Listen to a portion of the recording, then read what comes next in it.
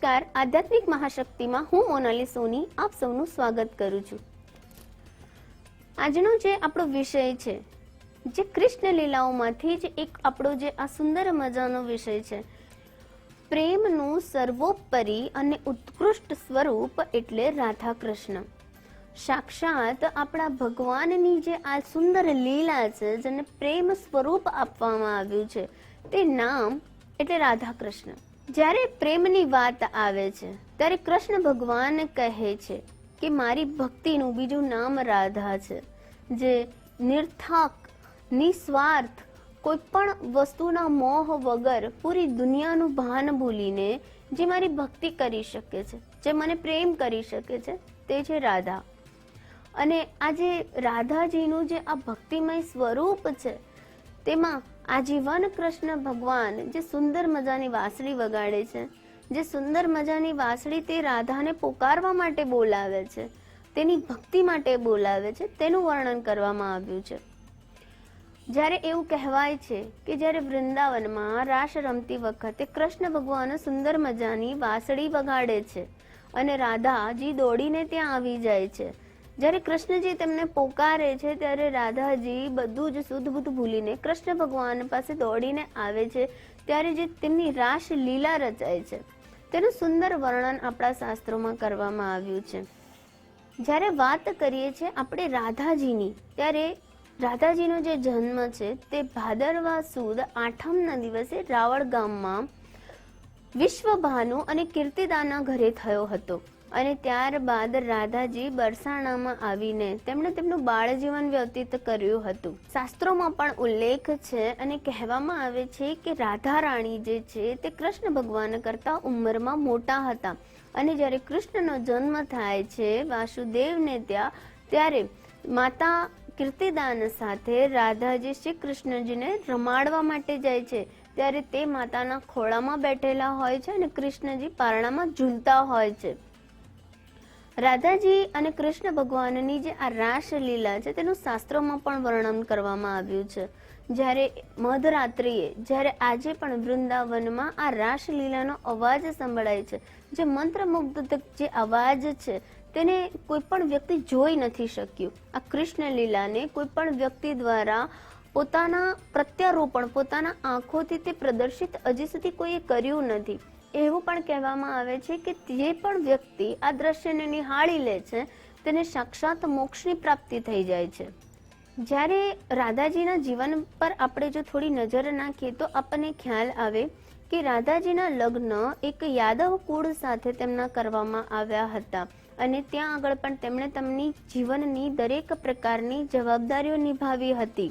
પરંતુ જ્યારે તેમને શ્રી કૃષ્ણ ભગવાનની યાદ આવી, કારણ કે તેમના લગ્ન જીવન દરમિયાન પણ તેઓ શ્રી કૃષ્ણ ભગવાનને ભૂલી ન શક્યા હતા, અને જ્યારે તેમને શ્રી કૃષ્ણ ભગવાનની યાદ આવી ત્યારે તેઓ દ્વારકા આવેલા શ્રી કૃષ્ણ ભગવાનને મળવા આવે છે અને ત્યારે રાધાજી તેમને પ્રાર્થના કરે છે કે હે પ્રભુ, તમે મને દેવિકા તરીકે અહીં બિરાજમાન કરજો। ત્યારે તેમની વાત માનીને રાધાજી અને કૃષ્ણ ભગવાન ત્યાં આગળ દ્વારકામાં રહે છે। પરંતુ જે પ્રેમની અનુભૂતિ, જે તેમને આધ્યાત્મિકતાની અનુભૂતિ, જે તેમને વૃંદાવનમાં થતી હતી, ગોકુળમાં થતી હતી, તે અનુભૂતિ તેમને દ્વારકામાં ન થતા રાધાજી એકલા આગળ ચાલવા લાગે છે અને ત્યારે કૃષ્ણ ભગવાન પણ તેમની પાછળ ચાલવા લાગે છે। એવું કહેવામાં આવે છે કે ત્યારે કૃષ્ણ ભગવાન સમક્ષ રાધાજી પ્રસ્તાવ મૂકે છે કે તમે મને તમારું તે સ્વરૂપ, જે તમે વાંસળી વગાડો છો અને હું દોડતી ચાલી આવું છું, તે સુંદર તમારા તેજોમય સ્વરૂપના દર્શન કરવા છે।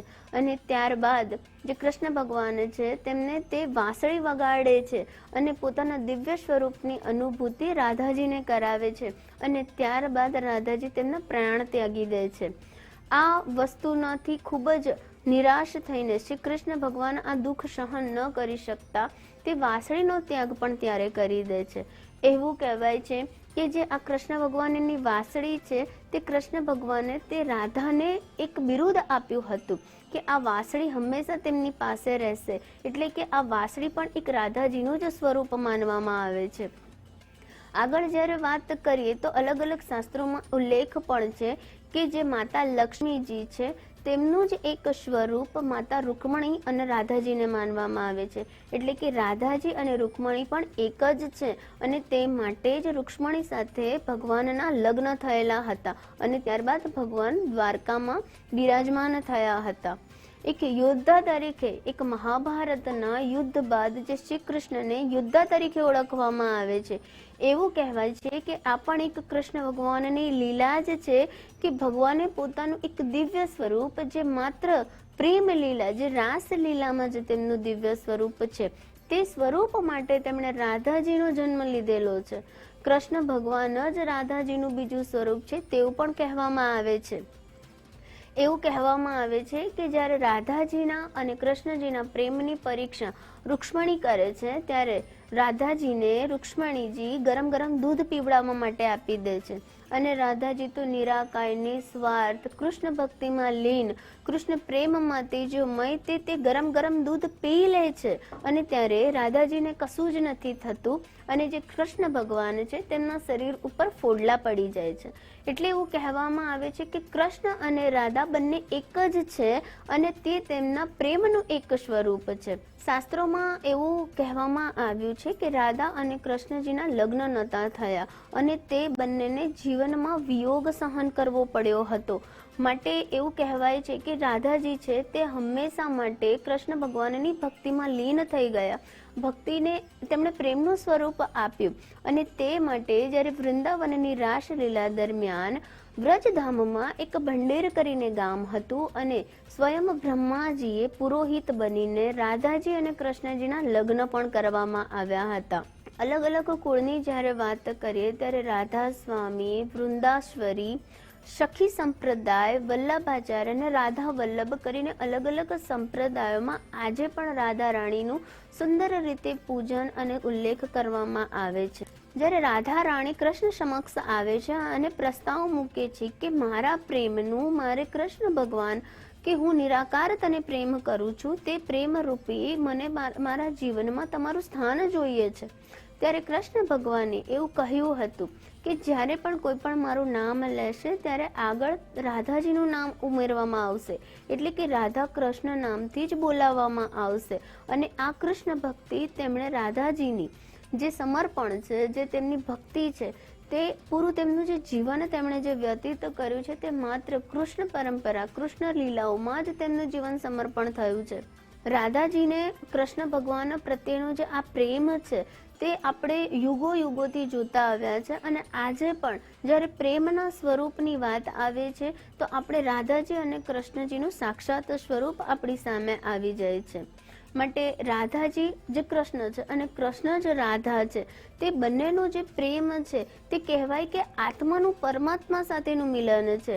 એટલે કે એક આત્મા, એક જીવરૂપી આત્મા પરમાત્મા સાથે જ્યારે મિલન કરે છે ત્યારે જે પ્રેમમય વાતાવરણ આવે છે, જે પ્રેમ ઉત્પન્ન થાય છે, તેને રાધા કૃષ્ણનું નામ આપવામાં આવ્યું છે. માટે રાધા સર્વોપરી છે. એવું કહેવાય છે કે બરસાના અને નંદગામની વચ્ચે એક માનગઢ કરીને એક ગામ આવેલું છે અને એવું પણ શાસ્ત્રોમાં ઉલ્લેખ છે કે એકવાર શ્રી કૃષ્ણ ભગવાનથી રાધાજી રિસાઈ જાય છે ત્યારે કૃષ્ણ ભગવાન રાધાજીને મનાવે છે. એટલા માટે તે ગામનું નામ માનગઢ આપવામાં આવ્યું છે અને આજે પણ રાધા અષ્ટમીથી લઈને ચતુર્દશી સુધી તે જગ્યાએ એક ભવ્ય કાર્યક્રમ થાય છે અને વાંચતે ગાજતે રાધાજીની અને કૃષ્ણની લીલાઓને ત્યાં આગળ પ્રદર્શિત કરવામાં આવે છે. ખૂબ જ તેજોમય, પ્રેમપૂર્ણ અને સુંદર સ્વરૂપની આજે જ આપણે ચર્ચા કરી. હવે આગળ હું રજા લઉં છું. નમસ્કાર.